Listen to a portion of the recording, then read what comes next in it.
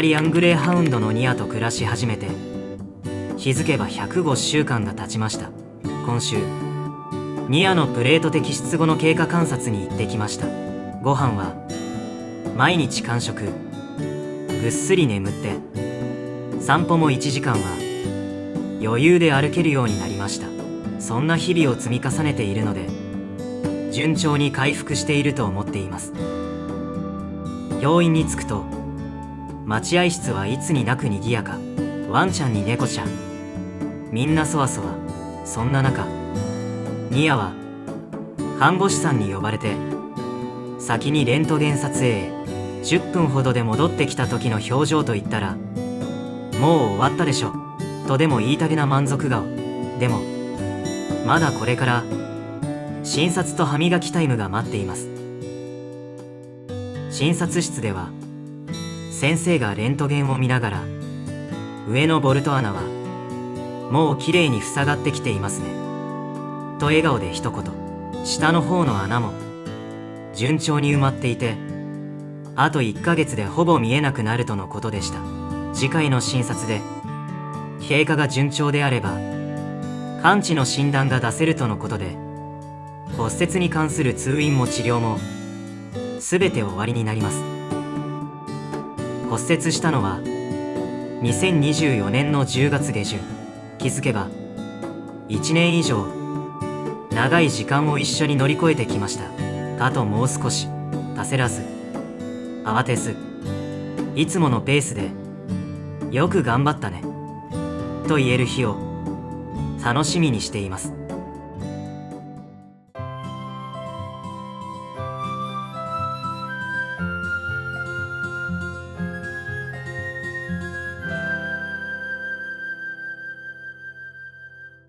この日はニアの診察でプレート摘出の経過診察が終わったその足で、今度は近所のかかりつけの動物病院へ。目的は狂犬病ワクチンの接種です。日本の狂犬病ワクチン接種率は実は下がり続けていて、2023年に 70.2% まで低下しており、70% を下回ると国際的な正常国認定が発されてしまいます。そうなるとワンちゃんの生活や移動だけでなく、人々の生活にも影響が出てきます。ワンちゃんと安心して一緒に暮らすためにもきちんとワクチン接種はしておきます。ところがニアは診察が終わったら帰れると思っていたようで、自宅付近を通り過ぎた時に顔に「手」という文字が浮かんでいました。そのリアクションがなんともおかしくて思わず笑ってしまいました。病院に着くと待合室はワンちゃんと猫ちゃんでいっぱい。少し落ち着くまで車で待機し、呼ばれる5分前に中へ入りました。診察室に呼ばれると体調のチェックをしてもらい、いざワクチン接種。ニアはものすごく怖がっており、首の後ろにチクリと打たれても痛がる様子はなく、むしろ早く打ってくれという表情。注射が終わったことにも気づかない様子に先生も思わず笑っていました。無事に注射を終えて証明書をもらうことができました。ワンちゃんと一緒にホテルやキャンプ、ドッグランを利用するときには狂犬病ワクチン接種証明書が必要になることが多いので、証明書を写真にしてスマホに保存しておき、急に必要になった時にいつでも見せれるようにしておきます。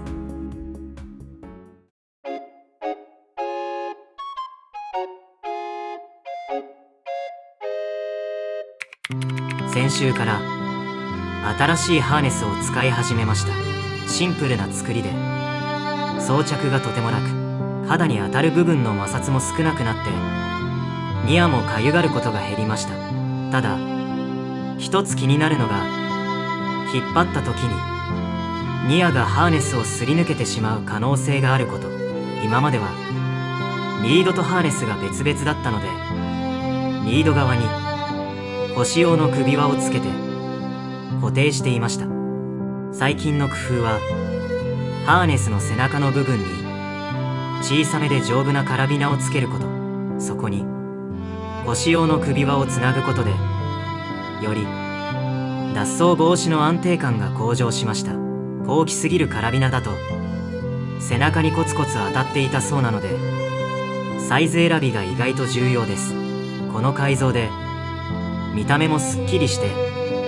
装着も前よりスマートに、ニアも背中を嫌がる様子がないので、しばらくはこのスタイルで様子を見てみようと思います。さらに体に固定する部分にもカラビナをつけて、エチケット袋を下げられるようにしようかなと計画中です。ちょっとした DIY ですが、こういう工夫って楽しいんですよね。今週は気温もぐっと下がってきたので、服を着た状態でのフィット感もこれから試していく予定です。この冬、新しいハーネスがどこまで快適に使えるのか楽しみです。引き続きこんなテンションで動画を作っていきますので、ぜひチャンネル登録と高評価ボタンをポチっていただき、感想をコメントで教えてくださいませ。